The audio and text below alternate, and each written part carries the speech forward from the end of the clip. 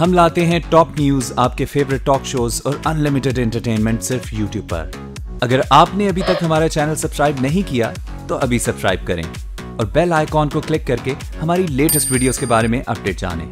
Subscribe कीजिए और हम आपको लिए चलेंगे आपकी फेवरेट वीडियो की तरफ। के आपको जनाब लैंड करवाया एमक्यूएम के अंदर, पीपल्स पार्टी ने तो नहीं आपको पीस में इन्वॉल्व करवाया। आपको फारूक सत्तार साहब ने कहा कि जनाब मेरे पे प्रेशर है, मैं पीएसपी ज्वाइन कर जी। खवातीन की बातें ज्यादा सुनते हैं फारूक सत्तार साहब। साबिक गवर्नर सिंध डॉक्टर इशरत साहब को पार्टी का हेड बना दिया जाता है, या फॉर दैट मैटर मुशर्रफ साहब को पार्टी हेड करने के लिए कहा जाता है। मैं उसका ऐसा नहीं होगा।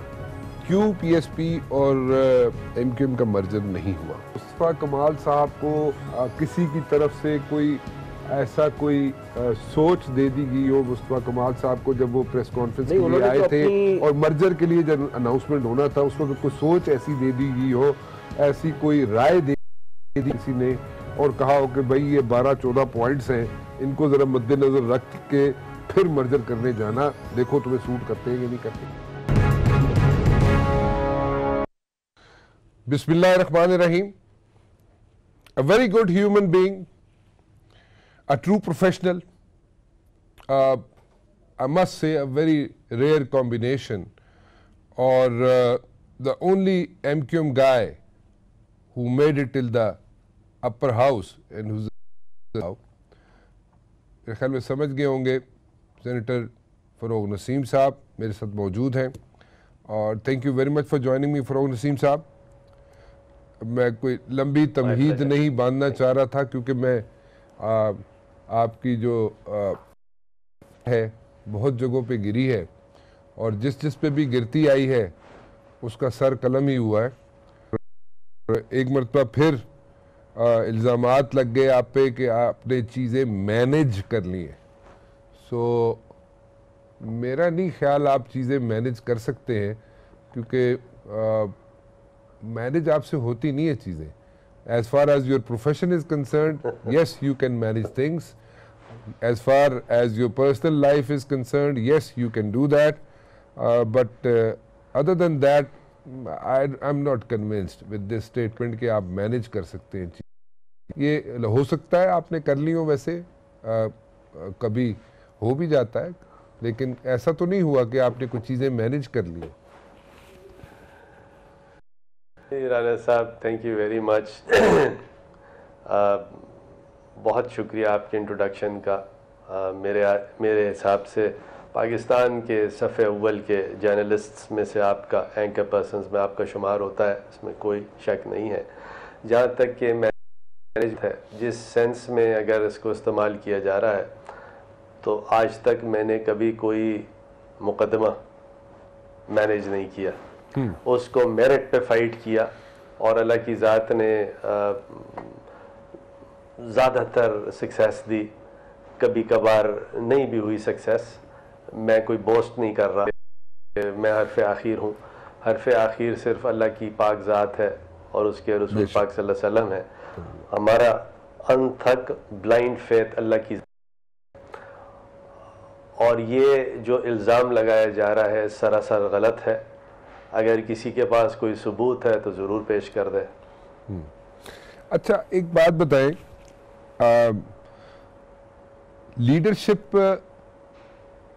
क्राइसिस या लीडरशिप की जो खुसूसियात हो वो फारूक सत्तार साहब में थी?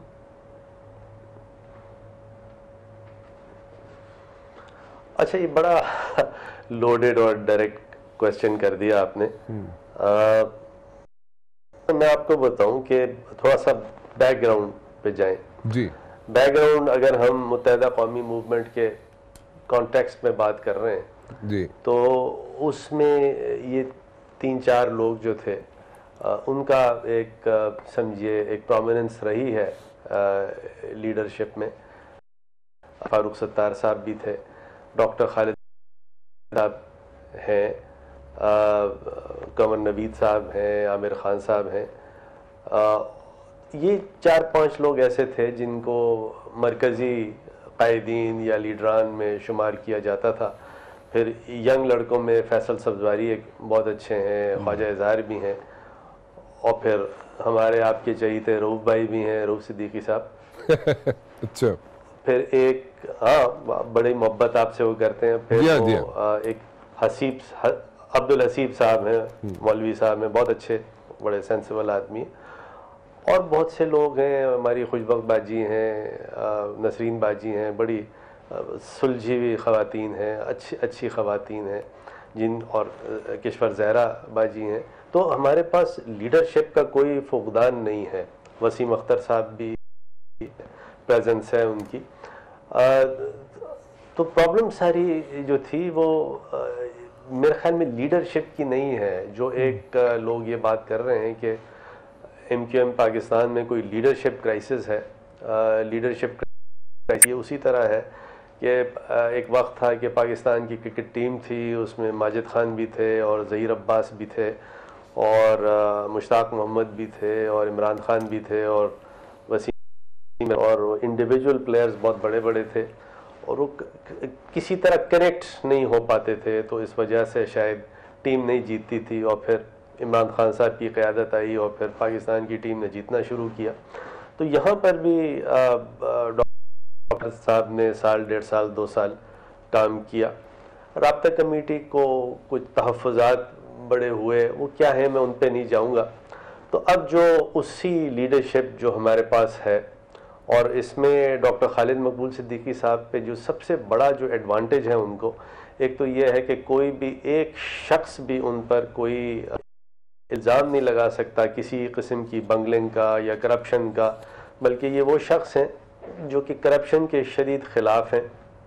जो कि उन्होंने एक दफ़ा अभी जब ये डिस्कशन सारे हो रहे थे तो डॉक्टर फ़ारूक सत्तार साहब ने ये कहा कि जी मैं लीडर हूँ, मैं सरबरा हूँ, मुझे इख्तियार चाहिए। तो उनका जवाब ये था कि लीडर को इख्तियार नहीं, किरदार की ज़रूरत है।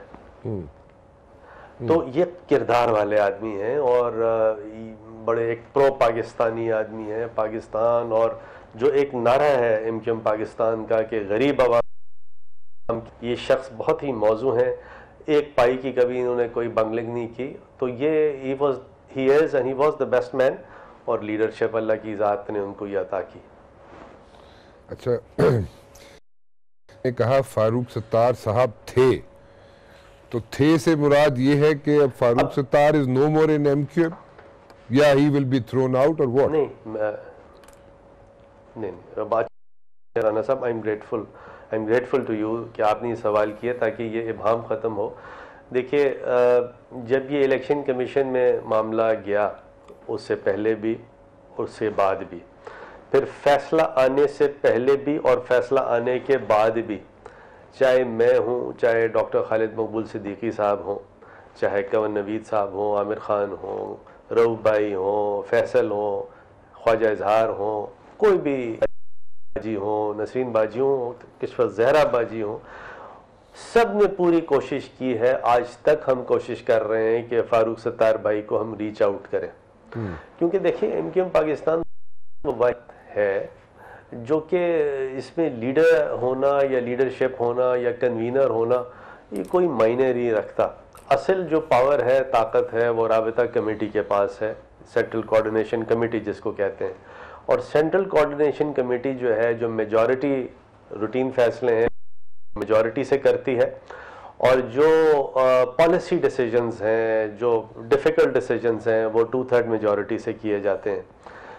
तो जैसे हाई कोर्ट और सुप्रीम कोर्ट में जजेस के बारे में कहा जाता है कि चीफ जस्टिस जो है is the first amongst equals. तो इसी तरह मुत्तहिदा कौमी मूवमेंट का जो कॉन्स्टिट्यूशन है, ये बड़ा अजीब कॉन्स्टिट्यूशन है लेकिन बड़ा अच्छा कॉन्स्टिट्यूशन है कि इसके अंदर जो लीडर है he is the first amongst equals, यानी राब्ता कमेटी के तमाम जो लोग हैं उनके पास इक्वल वोटिंग पावर है, और उस करना है, फारूक भाई ने उसको समझना है। इस वक्त डॉक्टर खालिद मकबूल सिद्दीकी को इलेक्ट किया गया एज कन्वीनर। इससे पहले मुतअद्दिद दफ़ा डॉक्टर फारूक सत्तार कन्वीनर थे, नहीं थे, नदीम नुसरत कन्वीनर और इमरान फारूक साहब कन्वीनर थे। तो ये एक प्रोसेस चलता रहता है MQM में, और इसमें डॉक्टर फारूक सत्तार अभी भी MQM पाकिस्तान के मेंबर हैं, अभी भी राब्ता कमेटी के मेंबर हैं। उन्होंने खुद बादराबाद ऑफिस में आना छोड़ दिया। आज तक उनको किसी एक ने भी नहीं उनको रोका कि आप बादराबाद ऑफिस ना आए, बल्कि बार बार ये कहा कि प्लीज़ आइए। आज भी राना साहब आपके इस इंटरव्यू के थ्रू, टीवी के थ्रू मैं उनसे रिक्वेस्ट करता हूँ कि प्लीज़ आप बादराबाद में आए। और अब जो बात आप ये कर रहे हैं कि उनको पोस्ट क्या होगी, पोजीशन क्या होगी, ये सारी पोस्ट पोजीशंस आपकी हैं, ये कोई MQM पाकिस्तान के लिए। आप वापस आएँ और आप दोबारा से राब्ता कमेटी की कॉन्फिडेंस कम से कम आए, राब्ता कमेटी में बैठना शुरू करें, डिसीजन मेकिंग में कंट्रीब्यूशन दें। आपका कंट्रीब्यूशन है, रहेगा, एक्नॉलेजमेंट रहेगी आपके लिए, कोई ऐसा इशू है ही नहीं हम लोग की तरफ से।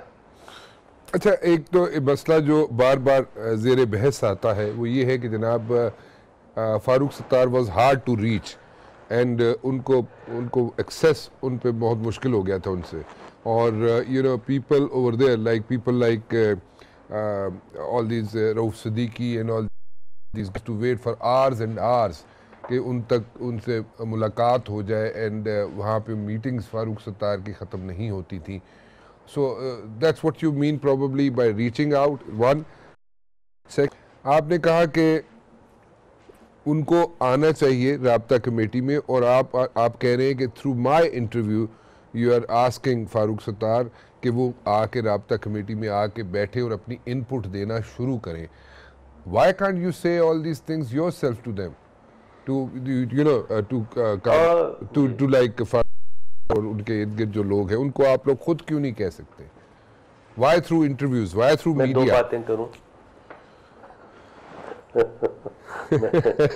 बातें करूं यार साहब, you are a genius actually. I probably you down, right? लेकिन नहीं, you are a genius. मैं अब कोशिश करता हूँ, try to respond. देखें, पहली बात जी राना साहब, जो आपने ये कहा ना कि फारूक सत्तार साहब को रीच नहीं किया जा सकता था, एक्चुअली थी। चाहे वो रऊफ भाई हो, मैं हूँ, आमिर भाई हो, खालिद भाई हो, कंवर नवीद हो, एनीवन, हम अगर कोई ऐसी इंपॉर्टेंट चीज़ होती थी और फारूक भाई से हम रीच करना चाहते थे तो हमारी एक्सेस थी, और थी कि हमारी एक्सेस नहीं थी। लेकिन ये बात ज़रूर है कि जब ये मसला हुआ, और जिस वजह से भी मसला हुआ, राना साहब आपको सारे ही पता है, आप तो एक्चुअली आपसे ज़्यादा कोई हमारा इंसाइडर नहीं है, जितनी दिलों में आपकी जगह है सबकी। सच बात है, जितनी आपकी दिलों में जगह है, चाहे मैं हूँ, रऊफ सिद्दीकी, खालिद मकबूल सिद्दीकी हो, वो तो मतलब राना मुबशर हमारे दिलों में रहते हैं।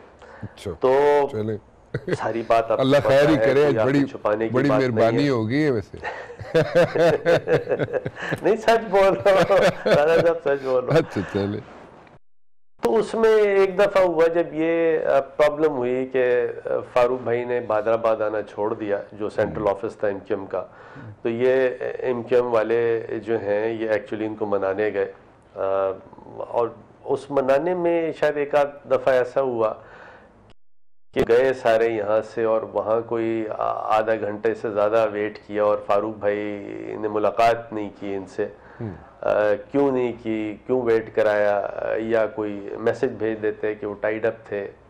बाद में शायद फारूक भाई ने कहा हो रहा था, या मुझे सच नहीं पता, सही नहीं पता, हो सकता है मैं ये गलत नहीं, यही कहा था कि मैं सो रहा था, लेकिन अच्छा, तो ये तो चले ठीक है, ये वन ऑफ चीज थी। अच्छा, जो दूसरी आपकी बात है कि मैं उनसे क्यों नहीं किया था, मैं आपको बताऊं, जब ये सारा चक्कर चल रहा था और इतने बड़े बड़े और गलत और बेबुनियाद फारूक भाई मुझ पे लगा रहे थे, हालांकि मैं इसका बेनिफिशियरी नहीं हूँ, चाहे वो फारूक सत्तार कन्वीनर हो या खालिद भाई हो कन्वीनर, या टिसोरी को टिकट मिलता है नहीं मिलता, एक्चुअली सेनेटर बनने में इस तरह इंटरेस्टेड भी नहीं था।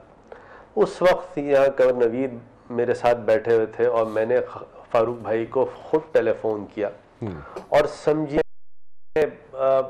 टेलीफोन पे उनके हाथ पैर जोड़े, वास्ता दिया किस किस का, अल्लाह का, रसूल का, हर तरह से पाकिस्तान का, पाकिस्तान के गरीब अक़वाम का, कौम का, महाजिरों का, उर्दू बोलने वालों का, कराची वालों का, जो भी वास्ते हो सकते थे, और उनसे कहा फारूक भाई से, प्लीज़ फारूक भाई आप खुदा रसूल का आपको वास्ता है, आप 2 मिनट के लिए आ जाएं, या जहाँ कहीं आ जाएं। ये 3-4 लोग हैं, खालिद भाई हैं, आमिर खान है, मैं हूँ, फैसल हैं, ख्वाजा इजहार हैं, हम 6 रऊफ़ भाई हैं, 6-7 लोग हैं, या हमारी ये खुशबख्त बाजी हैं, नसीम बाजी हैं, किश्वर ज़हरा बाजी हैं, हम 7-8 लोग आ जाएं, लेकिन आप हमसे अकेले मिलें। आपके साथ जो लोग हैं, चाहे वो जेड हो, मैं उनका नाम नहीं ले रहा, एक दफ़ा आप हमसे मिल लें और जो सज़ा देना छोटे भाई आप दे दें, हम हाजिर हैं, आपको बड़ा भाई मानते हैं। फारूक भाई ने अच्छा, उसके बाद एक आध दफ़ा मुझे वो इस्लामाबाद एयरपोर्ट पे मिले, बड़े प्यार से मिले, गले भी मिले, यही उनसे रखा। मैंने कहा फारूक भाई प्लीज़ छोड़ दो हर चीज़ को, वापस आ जाओ, कोई इशू ही नहीं है, ये सब तुम्हारे हैं, तुमसे बाहर एक शख्स भी नहीं है। लेकिन पता नहीं क्या वजह है, मैं आज तक इसको सेंस नहीं कर सका, समझ नहीं कर सका कि फारूक भाई क्यों ऐसे गैर हो गए हम सब के साथ, क्यों हो गए, पता नहीं चला। बातें तो सुनते हैं, और प्रॉबली आप उन ख़वातीन में से नहीं थे, इसलिए शायद आपकी बात नहीं सुनी गई। और आपने कहा कि वापस आ जाओ, तो वापस आने का मतलब ये था कि मतलब कि आप जहाँ चले गए, जिस तक पहुँच गए हैं, आप वहाँ से वापस आ जाएं। और आपने ये भी कहा उन्हें कि आप अकेले आ जाएं।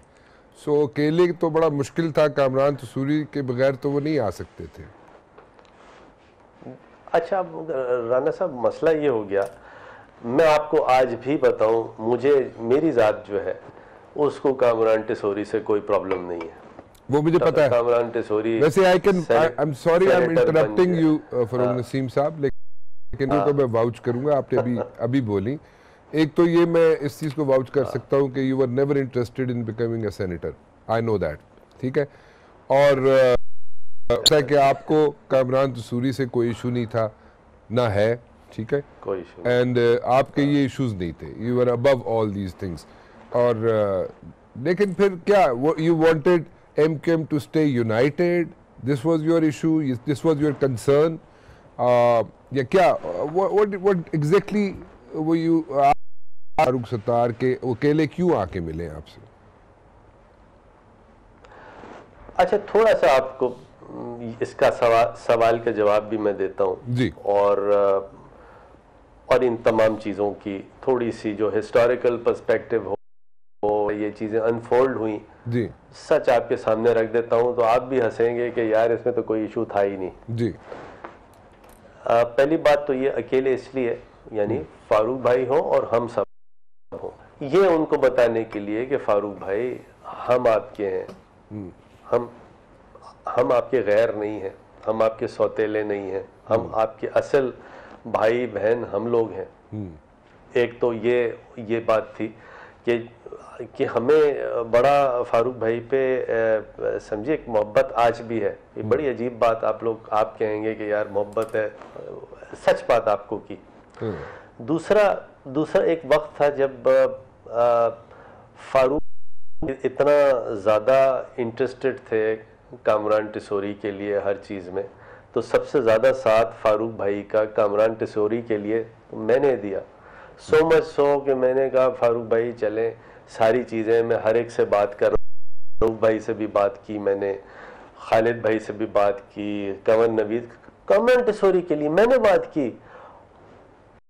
और लेकिन हुआ ये कि फॉर सम रीज़न कामरान को चाहिए था कि सिर्फ एक आदमी पे फोकस नहीं करता, सब पे फोकस करता। रऊफ भाई बेचारे तो मान गए, रऊफ भाई ने कहा अच्छा यार चलो, फारूक सत्तार इतना कहता है, वो उसकी इतनी ख्वाहिश है, तुम भी कह रहे हो, चलो मैं उसको, कोई इशू नहीं है। लेकिन जो बाकी हमारे भाई थे, जो राब्ता कमेटी वाले जो भाई थे, बहन थे सारे, उनका एक स्टैंड था, उनका बहुत सी चीज़ें थी जिन्होंने, जो मैं यहाँ नहीं रखना चाहता, कहना नहीं चाहता। तो इस सारे उसमें समझिए कि मेरा तो कोई इसमें इशू ही नहीं था। और हुआ फिर ये कि फिर बड़ी अजीब बात हुई कि जब ये सेनेट के टिकट के डिस्ट्रीब्यूशन की बात आई, आप ये देखिए कि एक वक्त ऐसा था कि मैंने खुद फारूक भाई से जब कहा कि फारूक भाई मैं इंटरेस्टेड नहीं हूँ सेनेट का टिकट लेने में, नहीं फारूक भाई आपको हर हालत में टिकट लेना पड़ेगा क्योंकि आप बहुत ज़रूरी है ये है, और उन्होंने बहुत सी चीज़ें कही कि आप बिल्कुल भी मना नहीं कर सकते, आपके पास चॉइस नहीं है। उसके बाद जब ये फॉर सम रीज़न सारी की सारी राब्ता कमेटी जो थी MQM पाकिस्तान के जो लोग थे उन्होंने कहा कि नहीं जी हम कामरान टिसोरी को टिकट नहीं देंगे। अब जब वोटिंग वगैरह हुई तो वोटिंग में मेरा और नसरीन बाजी का नाम सबसे आगे था। अब मैं भी एक्सपेक्ट नहीं कर रहा था कि सारे की सारी पार्टी सारा का सारा MQM मेरे लिए खड़ा हो जाएगा और वो ये फारूक सत्तार से कहेगा कि फारूक सत्तार टिसोरी को हम टिकट नहीं देंगे और फारूक भाई का टिकट देना बहुत ज़रूरी है। अब ऐसी जब कंडीशन आई तो फारूक भाई हम खत पैक कर दिया, लेवरेज दे दी, पैक कर दिया टिसोरी के साथ कि फारूक भाई को अगर टिकट दिया तो टिसोरी को भी दें, और अगर टिसोरी को टिकट नहीं देंगे तो फारूक भाई को भी नहीं देंगे। ये बात है, कितनी ज्यादती की। और फिर टेलीविजन पे आके सच बोला झूठ बोला, वो एक फोर्स डॉक्यूमेंट दिखा दिया, very very below the belt. छोड़ दीजिए उसको सारा। अच्छा। लेकिन मुझे आप ये बताइए कि जी सारी की सारी पार्टी खड़ी हो गई और उस पार्टी ने फिर फारूक भाई से कहा फारूक भाई देखिए ये जो MQM है ये शहीदों के खून से बनी है, सरवाइव इसने किया है, शहीद के खून इसके पीछे हैं और हमें मेरिट पे हर फैसला करना है, और मेरिट पे तो कोई मुआवजा तारीफ नहीं करना, लेकिन ये जो उन लोग ने कहा कोई कंपैरिजन नहीं है जिस तरह आप पिच कर रहे हैं।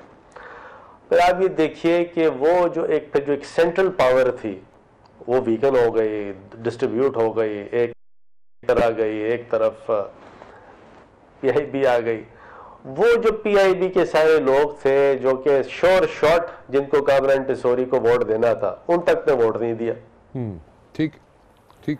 तो कहना सिर्फ ये है कि इस सारे उसमें फारूक भाई को ये देखना चाहिए था कि देखिए आप इतना लंबा चौड़ा डैमेज कर रहे हैं और सिर्फ यू आर रिस्पॉन्सिबल, आप रिस्पॉन्सिबल हैं इस तमाम एपिसोड के, कोई और रिस्पॉन्सिबल नहीं है।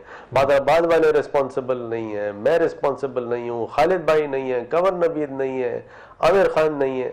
अच्छा उसके बाद जब ये सेनेट के इलेक्शन हो गए वो सब आपके सामने है, तो उसके बाद क्या हुआ? उसके बाद जब हम लोग जाते रहे मान जाएं फारूक भाई मान जाएं प्लीज़ मान जाएं, तो उन्होंने ये एक नई फरमाइश कर दी कि आमिर खान को निकालो, अगर टिसोरी निकलेगा तो आमिर खान निकलेगा। उस वक्त मेरा जिक्र नहीं किया उन्होंने, उस वक्त आमिर खान का जिक्र किया। तो ये का केस नहीं लड़ा, इलेक्शन कमीशन में लड़ा, पिटिशन फाइल की, फिर इन दी एंड इलेक्शन ट्राइब्यूनल में उसका केस फाइल किया। वो खुद उसने मुंह से कहा फारूक भाई आपने बड़ा इसमें टाइम भी लगाया, क्यों? सत्तार को खुश करने के लिए। और फारूक सत्तार उसको इतना ज़्यादा आगे जाके हर चीज़ उसकी सुबह और शाम नहीं हो रही, निवाला अज़म नहीं हो रहा। हमने कहा नहीं यार फारूक भाई हमारा लीडर है, हमारी पार्टी के लिए है, तो इसलिए कि कामरान को सपोर्ट इसलिए किया ताकि फारूक भाई इसमें खुश हों, उनकी चलो उनको एक सेंस ऑफ सिक्योरिटी मिले, एक सुकून मिले।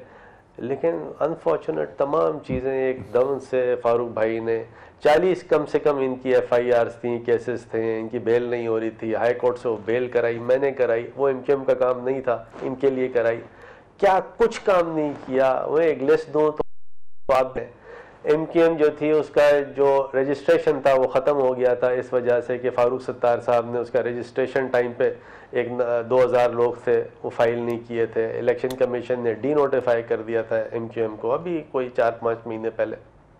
वो लिस्ट तो मेरे पास है आगे Farooq Sattar, I have that list with me ji, वो जो आप हेल्प आउट करते रहे कंसर्न, जो लोगों को आप हेल्प आउट करते रहे, लेकिन दैट्स अ सेपरेट। एक चीज मुझे समझा दें, आपको ड्रैग किया गया एक और चीज में, I personally think you were dragged into it. वो ड्रैग ये किया गया कि आपको नथी करने की कोशिश की गई मुशर्रफ के साथ, और कि जनाब आप चाहते ही हैं कि मुशर्रफ जो है वो लीड करें, एंड या फिर चले वो तो आपकी जान छूट गई क्योंकि आप अगर कोई कंट्रोवर्सी चल रही हो तो आप कहते हैं let it go the way it is going, और उसको इसी तरह फ्लो करने दो, लेकिन उस मसले में आप बोल पड़े कि भाई ठीक है, ही इज मैं उनके साथ बड़ा प्यार है मुझे, लेकिन वो मेरे लीडर नहीं है। अभी क्या सिचुएशन है, who is going to lead? क्योंकि ठीक है साहब, सामने तो सिद्दीकी साहब आ गए, लेकिन पीकेएम कौन चलाएगा? आप चलाएंगे, फॉर्मर गवर्नर डॉक्टर इशरत चलाएंगे, या फिर कोई मुशर्रफ साहब का फिर भी कोई चांस बनता है? अच्छा, मैं आप हंस रहे आपको, क्योंकि आपने जी मैं हंस रहा हूँ, आप थोड़ा बैकग्राउंड आपको जरूर बताना है। जी जी 5 मिनट मुझे दीजिएगा, जरूर, तो मैं आपको अपने बारे में जी। देखिए, मेरे तो थोड़ा सा ऑफ ट्रैक जाऊंगा, लेकिन बर्दाश्त कीजिए मुझे। Go ahead. मेरे जो थैंक यू सर, मेरे जो ताया जान थे वो जस्टिस एम.बी. अहमद थे, जिन्होंने समझिए 30s में अलीगढ़ से और यूनिवर्सिटी ऑफ कैम्ब्रिज से ग्रेजुएट थे, वहाँ इंडिया में डिस्ट्रिक्ट जज थे, कायदे आज़म के बिल्कुल राइट हैंड थे, और he became the first secretary to the constituent assembly of Pakistan. मेरे जो मामू थे वो मतलूबुल हसन सैयद साहब थे, जो कि उस ज़माने के कैम्ब्रिज ग्रेजुएट थे और जो कि कायद के साथ लेफ्ट पे खड़े हुए थे और उनके पर्सनल सेक्रेटरी थे। और मेरे वालिद जो थे वो पुराने CSS थे, और बाद में पाकिस्तान नेवी में भी वो रहे, और 2 जंगें लड़ी उन्होंने पाकिस्तान के लिए। तो हम तो वो फैमिली हैं कि हमारा एक रोमांस पाकिस्तान के साथ है और उन लोगों के साथ हैं जो पाकिस्तान के मुहाफिज हैं। अब परवेज मुशर्रफ साहब जो थे, मुझे कोई इसमें 2 ओपिनियन नहीं है मेरे दिल में, कि मेरे दिल में उनकी बड़ी मोहब्बत है, और उन तमाम फौजियों से मोहब्बत है जो कि ईमानदार हैं और पाकिस्तान के लिए खड़े हुए हैं, मेरे वो दिल में रहते हैं। जनरल बाजवा की मैं तारीफ हर फोरम पे करता हूँ, इतना इंटेलिजेंट आदमी है कि मैं बयान नहीं कर सकता। अब अगर मैं परवेज मुशर्रफ से या जनरल बाजवा से प्यार या मोहब्बत करता हूँ, तो इसका ये मतलब नहीं है कि मैं उनको MQ पाकिस्तान का एज ए लीडर लॉन्च करना चाहता हूँ। वो उनका काम नहीं है। वो परवेज मुशर्रफ साहब प्रेसिडेंट रह चुके हैं, चीफ एग्जीक्यूटिव रह चुके हैं, chief of the army staff रह चुके, वो MQM के लीडर क्यों बनेंगे? तो डजंट मेक सेंस। बल्कि जब वो बात फारूक सत्तार ने की, तो वो परवेज पड़े, उन्होंने कहा ये क्या बकवास कर रहा है फारूक सत्तार, मुझे फोन करके कहा। अच्छा। मुझे नहीं पता वो क्यों कर रहे हैं। एक बात तो ये हो गई जिसका मैंने डायरेक्ट जवाब दे दिया, परवेज मुशर्रफ साहब ने खुद जवाब दे दिया। दूसरी बात मैं आपको बताऊं कि खालिद मकबूल सिद्दीकी जो हैं, उनके पास पूरी कैपेसिटी है कि वो इस MQM पाकिस्तान को चलाएं, और वही चलाएंगे, और हम सब उनके राइट लेफ्ट होंगे। पीछे से MQM को कोई नहीं चलाएगा। खुद खालिद, आमिर खान भी हैं, कंवर नवीद भी हैं, फ़रोग नसीम भी हैं, फैसल भी है, ख्वाजा अज़हर भी हैं, बाजियाँ भी हमारी सब हैं। खालिद भाई इज़ देयर, और कोई ज़रूरत नहीं है कि पीछे से MQM को कोई चलाए, और खालिद भाई हैं इंशाल्लाह। आप देखिए कि कितनी डेप्थ है उस आदमी में। मैं आपको इंटरप्ट नहीं करना चाह रहा था, लेकिन एक चीज़ मैं अपना भी आपसे शेयर कर लूँ कि एक मरतबा मेरी बात हुई मुशर्रफ साहब से, और मैंने उनसे पूछा, ये उस वक्त कोई इस किस्म की बात नहीं, किस्म की कहीं भी बात ये नहीं थी, और उस वक्त वो पहली मरतबा उन्होंने पाकिस्तान आना था, और फिर वो आके जब वापस गए, उससे पहले की बात बता रहा हूँ मैं आपको। तो I did put him a question. अब मैंने मुशर्रफ साहब से पूछा, मैंने कहा जी का ये इरादा तो नहीं है आप पाकिस्तान जा रहे हैं तो आप MQM को टेक ओवर करने जा रहे हैं और अल्ताफ़ हुसैन को रिप्लेस करने जा रहे हैं? तो उस वक्त उन्होंने मुझे कहा था कि no, I will never do that, मेरा इस किस्म का कोई इरादा नहीं है। सो ये तो बातें बाद में क्रॉप अप हुई, अब तो पता नहीं कई साल गुजर गए जब उन्होंने मुझे की बात कि मैं कोई MQM को टेक ओवर करने नहीं जा रहा, ना मेरा कोई इरादा है इस किस्म का।